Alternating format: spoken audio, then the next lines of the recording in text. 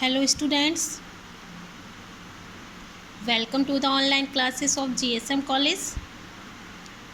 I am Kalpana Tiwari and today we discuss about the conjunction and it is my second part of the video. In my first part of the video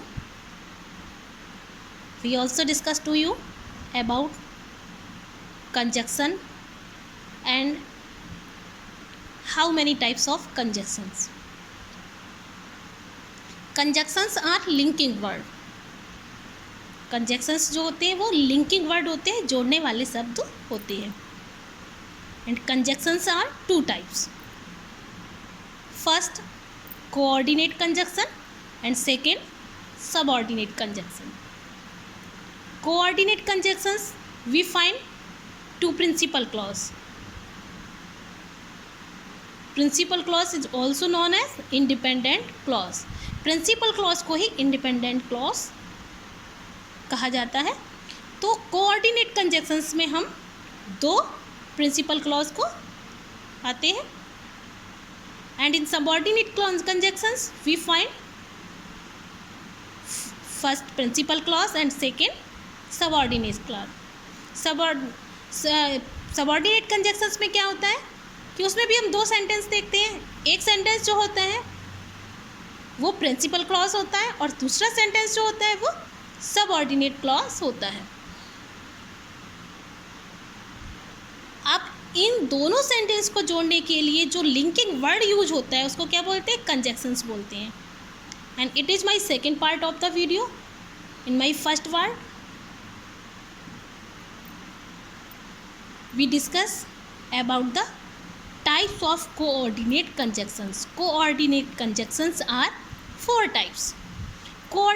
first part of the video में मैंने आपको discuss किया था coordinate conjunctions के types के बारे में. Coordinate conjunctions जो होते हैं वो चार प्रकार के होते हैं और उसमें मैंने फर्स्ट पार्ट को डिस्कस किया था आपसे cumulative conjunction. Cumulative conjunction means जोड़ बताने वाले शब्द. as well as and, both, and, but also, not only, etc.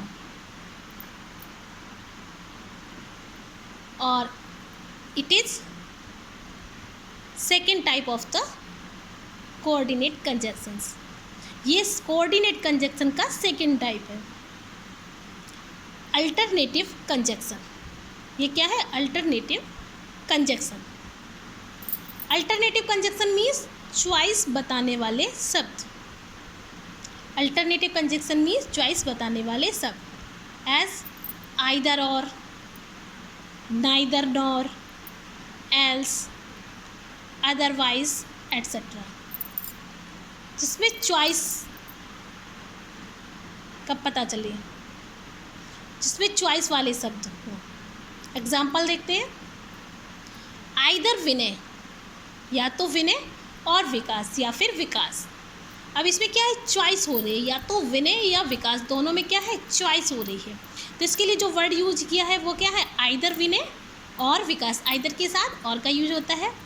Has taken my phone. या तो विनय ने या फिर विकास ने मेरा फ़ोन लिया है.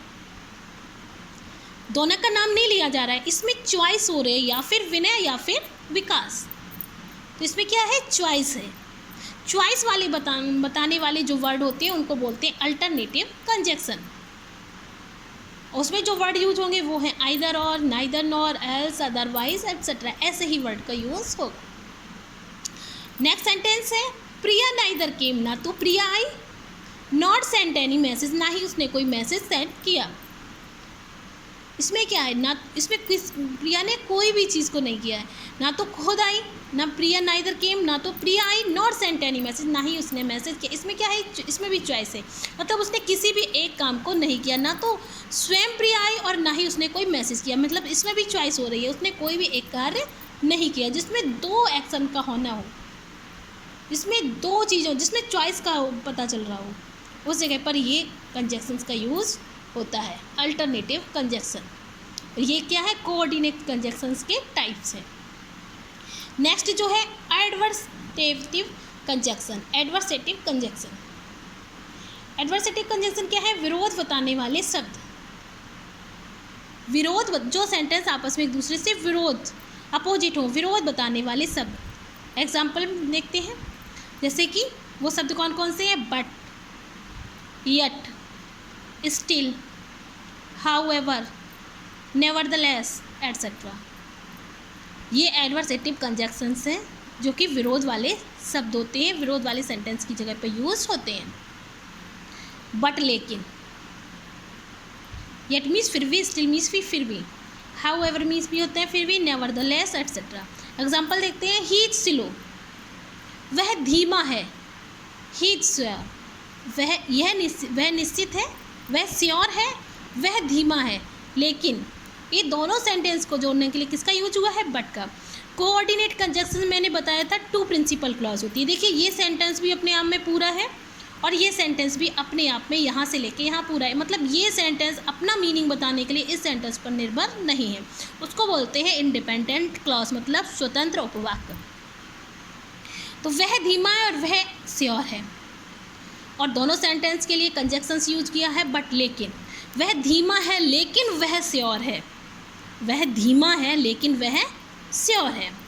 नेक्स्ट सेंटेंस देखते हैं, ही वॉज एनॉयड। एनॉयड का मतलब होता है नाराज होना। एनॉयड का मीन्स नाराज होना। ही वॉज एनॉयड, वह नाराज था।